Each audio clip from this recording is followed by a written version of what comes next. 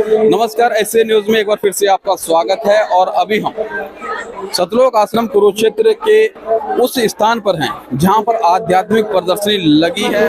उनको प्रूफ करके बताया है, बल्कि आप एक दर्शकों, जैसा कि आप देख रहे हैं कि एक बहन यहाँ पे है और कुछ समझा रही हैं। इनसे हम जानने का प्रयास करेंगे कि किस प्रकार से इन पोस्टरों पे ये क्या कुछ बता रही हैं, क्या कुछ समझाने का प्रयास कर रही हैं। थोड़ा आपका समय लेना चाहूँगा। आप जिस प्रकार से एक्सप्लेन कर रहे हैं बहुत अच्छा लग रहा है और आप भी लगातार इनसे बने हुए हैं। मैम थोड़ा आगे की तरफ आ जाएगा जरा। नहीं, बिल्कुल आपको आना पड़ेगा क्योंकि बहुत इंपॉर्टेंट बातें आप बता रही हैं। इन पोस्टरों को, इन बैनरों को हम भी समझना चाहते हैं। सबसे पहले आपका नाम और ये बताइए कहाँ से हैं। मेरा नाम सर मीना दासी, मैं डिस्ट्रिक्ट सिरमौर से, हिमाचल से।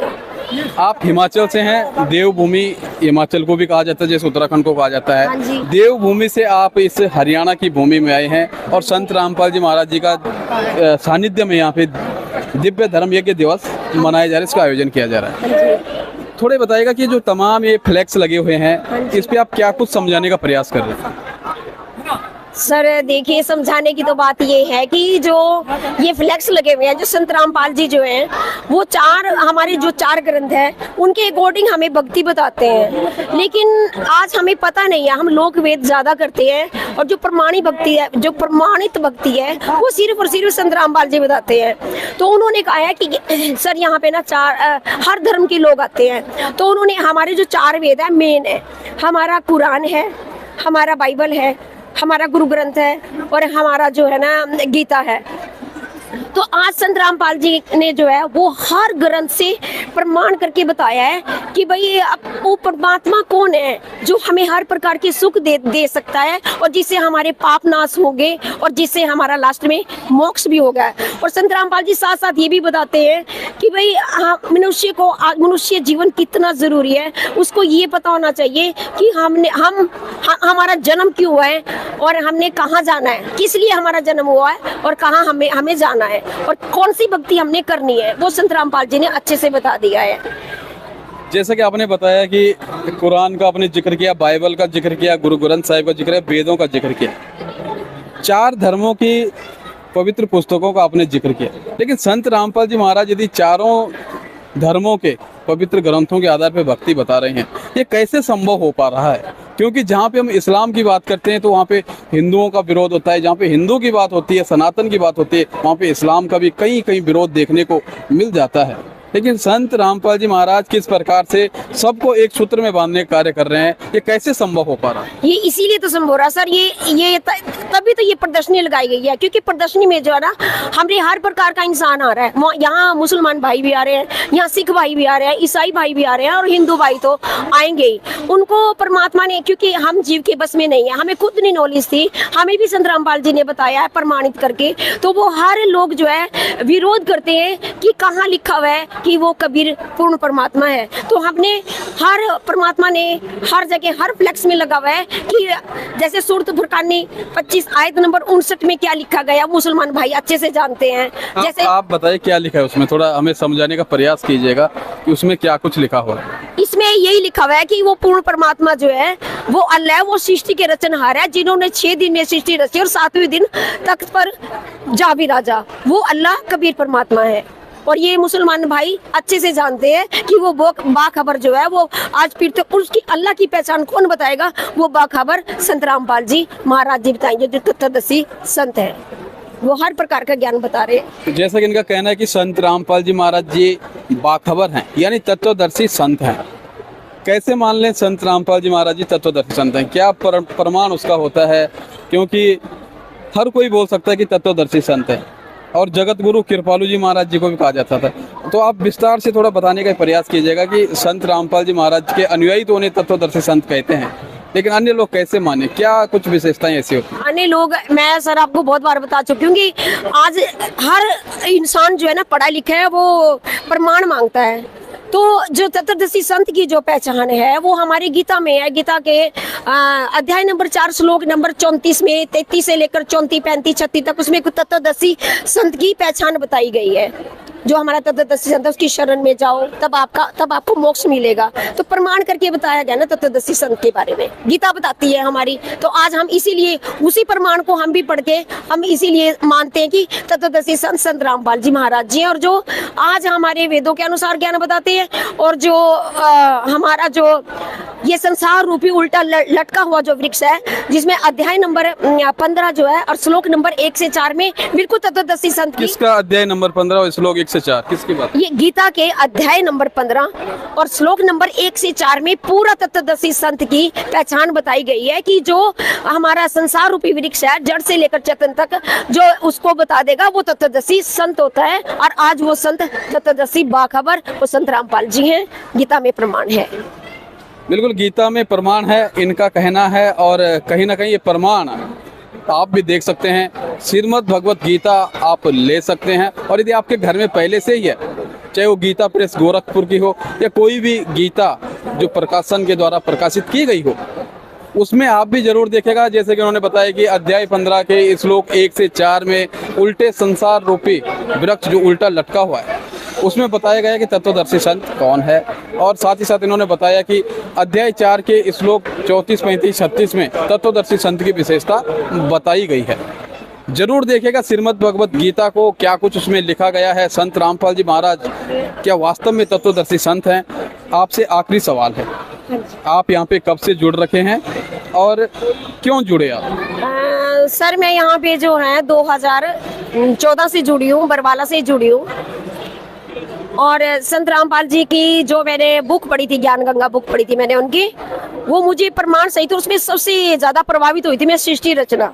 जब मैंने सृष्टि रचना पढ़ी सर, तो मुझे मेरे रोंगटे खड़े हो गए कि ऐसा भी कोई भगवान है और हम कहाँ जा रहे हैं, कहाँ कौन सी भक्ति कर रहे हैं, और ये कोई संत इतने अच्छे हैं जो हमें इतनी अच्छी भक्ति बता रहे हैं। उसमें मैंने यही पढ़ा था, उल्टा लटका हुआ जो वृक्ष है, गीता अध्याय नंबर 15 के श्लोक नंबर 1 से 4 में जो बता देता है वो तत्वदर्शी संत है। तब से मन में एक ये कसक होगी थी कि ये भगवान है। एक उन्होंने बताया था कि अक्षर पुरुष एक पेड़ है, निरंजन वाकी डाल, तीनों देवा शाखा है और पात रूप संसार। तो मैं सोचती थी कि पात रूप संसार है और ये तीनों देवा शाखा कैसे हो सकते हैं, हम तो इनको पूछते हैं। 3 देव से मतलब क्या आपका? 3 देव ब्रह्मा विष्णु महेश। और निरंजन कौन है? निरंजन जो है वो काल है, अक्षर पुरुष है, अक्षर पुरुष। और जड़ कौन है? जड़ जो है पूर्ण परमात्मा कबीर साहिब है। तो मुझे वहाँ से सर एक बात आना चाहती हूँ, क्योंकि मैंने कभी 9th क्लास में पढ़ा था कि एक सादे सब सादे सब जाए, जो तू सेवे मूल को तो फले फूले आ गाए। तो अगर हम मूल जो है वो पूर्ण परमात्मा कबीर साहिब है, तो अगर हम मूल को सींचेंगे तो फिर हमारा ऑलरेडी सब कुछ अच्छा हो जाएगा।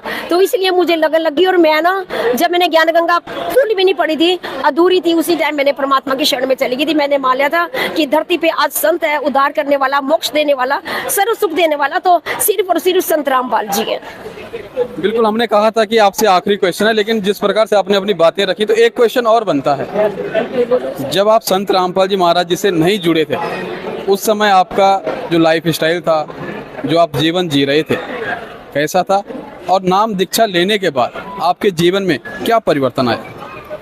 सर उस जीवन को तो मैं आज याद भी करना नहीं चाहती, क्योंकि वो जीवन तो एक अंधविश्वासी जीवन था। सारा अंधविश्वास में, पाखंड में जी रहे थे हम, क्योंकि मैं शिव की बड़ी उपासक थी, बड़ा पखंडवाद था मेरे पास। पता नहीं मैं क्या क्या पूजाएं करती थी। शिव को मैंने हरिद्वार से लाया, वहां से प्रतिष्ठित किया, पंडितों को बुलाया, और जब तक मैं खाना नहीं खाती थी, जब तक मैंने पंचामृत से शिव को नहीं नहलाना है। लेकिन वो जीवन मेरा इतना व्यर्थ था, तब भी मैं इतनी टेंशन में जीवन था मेरा। मैं डिप्रेशन की शिकार हो गई थी बहुत ज्यादा, और मुझे उससे कोई नहीं निकाल सका, और मेरा जीवन बहुत अंधकार में था। और मैं सच्चे परमात्मा की, मुझे इतनी लगन थी कि मुझे सच्चे परमात्मा कहाँ मिलेंगे, वो कौन से भगवान होंगे जिससे सर्व सुख भी होता है और मेरा मोक्ष भी होगा। मैं हमेशा भोलेनाथ को ये बोलती थी, हे भगवान मुक्ति देना, हे भगवान मुक्ति, हे भोलेनाथ मुझे मुक्ति देना। लेकिन मुक्ति देना तो है, लेकिन मुक्ति कौन देगा, ये किसके बस में है, ये पता ही नहीं था। लेकिन जब एक दिन ऐसा आया कि मेरे भाई जो है वो संत रामपाल जी से जुड़े थे, एक दिन वो मेरे घर आए, वो ज्ञान गंगा लेके आए, और मैंने ज्ञान गंगा पढ़ी है। उस ज्ञान गंगा में जब मुझे पता चला कि वही मोक्ष देने वाला परमात्मा तो कोई और है, और वो मिलेगा तत्वदर्शी संत। और वो तत्वदर्शी संत, मैंने फिर बता रही हूँ कि वो तत्वदर्शी की महिमा जो थी वो गीता अध्याय नंबर 15 श्लोक नंबर 1 से 4 में थी। फिर मैंने गीता मेरे घर में रखी थी, मैंने गीता का मिलान किया तो उसमें पूरा स्पष्ट लिखा हुआ था तत्वदर्शी संत के बारे में। और जो अध्याय नंबर 4 और 34, 33, 35 वो सारी महिमा थी कि ये अर्जुन तू उसको दंडवत प्रणाम करके उसको उसके आदि निभाव से उससे तू वो तत्वदर्शी जो तत्वदर्शी संत है उससे तू इस ज्ञान को समझ। तो मैंने सर में पूरे प्रमाण के साथ आई हूँ और आज मुझे सब सुख भी मिल रहे हैं, भक्ति अच्छी मिल रही है, भगवान मिल गए हैं संत रामपाल जी द्वारा। तो आज मुझे कुछ नहीं चाहिए, मुझे सिर्फ और सिर्फ भक्ति, सेवा और मोक्ष चाहिए। भक्ति, सेवा और मोक्ष मानव जीवन का मुख्य उद्देश्य है, और मानव जीवन का मुख्य उद्देश्य है मोक्ष प्राप्त करना। यदि भक्ति मिलती है, सही भक्ति मार्ग मिलता है, तो कहीं ना कहीं मनुष्य जीवन सफल हो जाता है। क्या वास्तव में संत रामपाल जी महाराज जी सही भक्ति मार्ग दिखा रहे हैं? क्या वास्तव में शास्त्र आधारित भक्ति है, प्रमाण सहित भक्ति है, और क्या उनके दिए हुए मंत्रों से मोक्ष प्राप्त होगा?